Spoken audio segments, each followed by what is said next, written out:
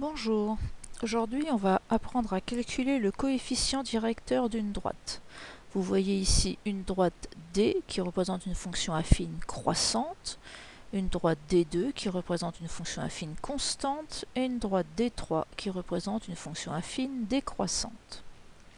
Alors pour la première droite, pour calculer son coefficient directeur, je trace un triangle qui va de A vers B en restant parallèle aux axes.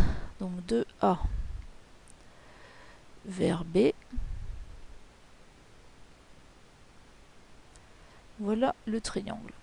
Je calcule maintenant le décalage en abscisse et en ordonnée de ce triangle. Horizontalement, je pars de l'abscisse moins 1, je vais jusqu'à l'abscisse plus 2. Donc de moins 1 à plus 2, il y a 3 unités. Verticalement, je pars de l'ordonnée moins 1 et je vais jusqu'à l'ordonnée 1. Donc verticalement, je monte de 2 unités. Pour calculer le coefficient directeur, on fait le décalage en Y sur le décalage en X. En Y, 2. En X, 3. Le coefficient directeur vaut 2 tiers. Ça veut donc dire que si l'on bouge de 3, on monte de 2. C'est équivalent à dire, en divisant par 3, que si l'on bouge de 1, on va monter de 3 fois moins. 3 fois moins, c'est 2 tiers. Le coefficient directeur 2 tiers, ça représente de combien on monte lorsqu'on se décale de 1 horizontalement. Pour le deuxième, la droite est horizontale.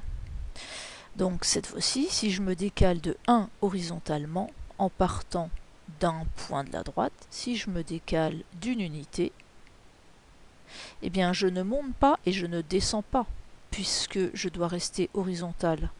Dans ce cas-là, le décalage vertical sur le décalage horizontal, verticalement, 0.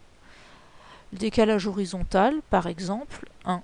Le coefficient directeur est 0. La droite est horizontale. Dans le dernier cas, même principe, on va tracer un triangle qui va de C jusqu'à E en restant parallèle aux axes, donc de C jusqu'à E. Voici le premier. Puis je ferme le triangle.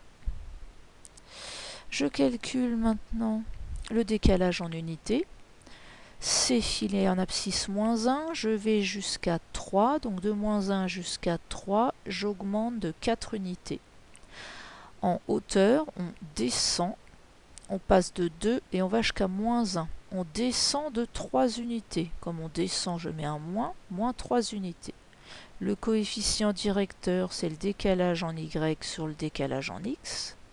En Y, on descend de 3.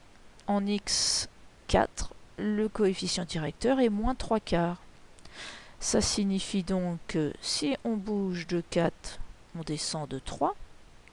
C'est la même chose que de dire que si on bouge de 1, donc 4 fois moins, on va descendre de 4 fois moins. Donc on va descendre de moins 3 quarts. Le coefficient directeur est moins 3 quarts. Et voici pour le coefficient directeur. À plus tard.